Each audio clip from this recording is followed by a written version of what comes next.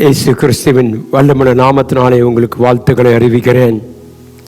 கர்த்தராகிய ஆண்டவர் நம்மை அழைக்கிறார். அவருடைய அழைப்பு மாறாத அழைப்பு. தேவனுடைய பிள்ளையை கர்த்தராகிய ஆண்டவர் சொல்லுகிறார், நானும் நீங்களும் தேவனால் அழைக்கப்பட்டவர்களாக இருக்க வேண்டும். தேவன் சொல்லுகிறார். யோவான் எழுதின சுவிசேஷம் 6ஆம் அதிகாரம் 37வது வசனத்தை வாசித்தோமானால், பிதாவானவர் எனக்கு கொடுக்கிற யாவும் என்னிடத்தில் வரும், என்னிடத்தில் வருகிறவனை நான் புறம்பே தள்ளுவதில்லை. தேவன் நம்மை அழைக்கிறார். என்னிடத்தில் வருகிறவனை நான் புறம்பே தள்ளுவதில்லை. என கண்பான தெய்வ பிள்ளையே, என்றைக்காவது ஒரு நாள் உன்னுடைய வாழ்க்கையில் இந்த மெய்யான தெய்வத்தை நீ அறிந்த விடத்தில் வந்திருப்பாயனால் உன்னை கர்த்தர் கைவிடுவதே இல்லை. என கண்பான தெய்வ பிள்ளையை வேதம் சொல்லுகிறது. மத்தேயு 11:20 வாசிக்கும் பொழுது, வருத்தப்பட்டு பாரம் சுமக்கிறவர்களை நீங்கள் எல்லாரும் என்னிடத்துக்கு வாருங்கள், நான் உங்களுக்கு இளைப்பாறுதலை தருவேன். எத்தனை ஒரு அன்பான ஒரு இன்விடேஷன் தெய்வ பிள்ளையை. கர்த்தர் நமக்கு கொடுத்திருக்கிற ஒரு அழைப்பு, மகிமையான அழைப்பு. நான் உன்னிடத்தில் இளைப்பாறுதலை காண விரும்புகிறேன். நீ கர்த்தரிடத்தில் வருவாயனால் அலைந்து திரிகிற உன் வாழ்க்கை, அலைந்து திரிகிற உன் கால்கள் நிலைப்படுத்தப்படும். இந்த காலை வெள்ளை சொல்லுவோம், கர்த்தாவே, இந்த குறிப்பின் பிரகாரமாக, இந்த வார்த்தையின் பிரகாரமாக நீர் எங்களோடு கூட பேசி கொண்டிருக்கிறதுக்காய் ஸ்தோத்திரம். என்னிடத்தில் வருகவை நான் புறம்பே தள்ளுவதில்லை. இந்த தேவனிடத்தில் வந்தால் உனக்கு கிடைக்கிற ஆசீர்வாதங்கள் என்ன? எத்தனையோ ஆசீர்வாதங்களை கர்த்தர் நமக்கு வைத்திருக்கிறார். முதலாவது நாம் பார்த்தோம் என்று சொன்னால், கர்த்தரிடத்தில் வரும் பொழுது அவர் சொல்லுகிறார், அவிடத்தில் வந்தால் நமக்கு சகாயம் உண்டு. ஓசியாவின் புஸ்தகம் 13ஆம் அதிகாரம் 9வது வசனத்தை வாசித்தோமானால், இஸ்ரவேலே, நீ உனக்கு கேடு உண்டாக்கி கொண்டாய், ஆனாலும் என்னிடத்தில் உனக்கு சகாயம் உண்டு. கர்த்தரிடத்தில் நீ வரும் பொழுது கர்த்தராகிய ஆண்டவர் சொல்லுகிறார், வருத்தப்பட்டு பாரம் சுமக்கிற உங்களுக்கு நீ கர்த்தரிடத்திலே வருவாயானால், அவிடத்தில் நீ வரும்பொழுது அவர் உன்னை புறம்பே தள்ளாத தேவன் சொல்லுகிறார், நான் உனக்கு சகாயம் பண்ணுவேன். எத்தனை ஒரு அருமையான ஒரு ஆசீர்வாதம் தேவனுடைய பிள்ளையை சிந்தித்து பாருங்கள். அவர் நமக்கு கர்த்தர் கொடுக்கிற முதல் ஆசீர்வாதமே நம்முடைய வாழ்க்கையிலே சகாயம். நமக்கு உதவி செய்வார், நமக்கு நன்மை செய்வார். சிந்திச்சு பாருங்க.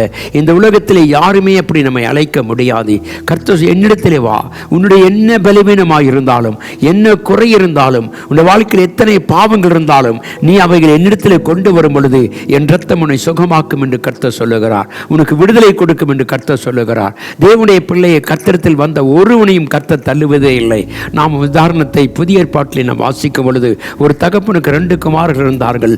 அது ஒருவன் தன் ஆசியை எடுத்துக்கொண்டு போய் தூர இடத்தில் அவை எல்லாவற்றையும் அழித்து விட்டு, வேசிகளுக்கும் தாசிகளுக்கும் அவைகளை அழித்து விட்டு அவன் திரும்பி வந்த பொழுது தகப்பன் ஒரு வார்த்தை கூட கேட்கவில்லை.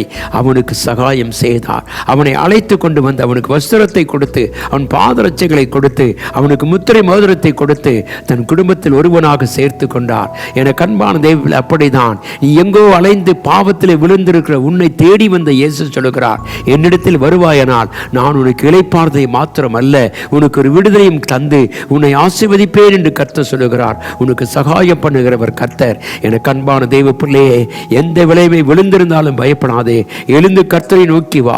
அந்த கெட்ட குமாரனை போல நானும் நீங்களும் தேவனிடத்தில் திரும்பி வரும் பொழுது இந்த ஆண்டவர் நமக்கு சகாயம் செய்ய வல்லவராக இருக்கிறார். அவர் உதவி செய்ய வல்லவராக இருக்கிறார். நம்முடைய குறைகளை கர்த்தர் மன்னித்து நம்முடைய இரத்தத்தால் நம்மளை கழுவி நம்மை நீதிமானாய் மாற்றுகிற ஒரு பெரிய கிருபை நம்முடைய தேவனிடத்தில் உண்டு.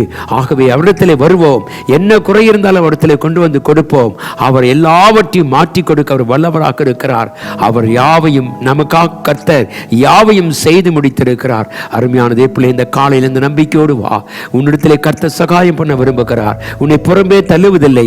உனக்கு நன்மை செய்கிற தேவன் நம்மோடு கூட இருக்கிறார். இந்த நம்பிக்கையோடு இந்த காலை வழியிலே கர்த்தருக்கு நாம் நன்றி செலுத்துவோம். கர்த்தாவே, உம்மிடத்தில் வந்திருக்கிறேன், என்னை குணமாக்கும். ஆகவே கண்களை மூடி ஜெபிப்போம். எங்கள் மகா இரக்கமும் அன்பும் உள்ள நல்ல தேவனே, இந்த கால வேளைக்காய் உமக்கு நன்றி. ஆண்டவரே, மாறாத கிருபைக்காய் ஸ்தோத்திரம். என்னிடத்தில் வருகிறவரை நான் புறம்பே தள்ளுவேன் என்று சொன்ன தேவன், நீர் எங்களை எடுத்து பயன்படுத்தி பாவித்து கர்த்தாவே உம்முடைய கிருபைகள் நடத்தப்பட ஜெபிக்கிறேன். சகலத்தையும் பொறுப்பேற்றுக் கொள்ளும், ஆசீர்வதி மகிமைப்படுத்தும். தொடர்ந்து உம்முடைய கரம் இருக்கும்படியாய் இயேசுவின் நாமத்தில் ஜெபிக்கிறேன் அன்பின் நல்ல பிதாவே, ஆமென்.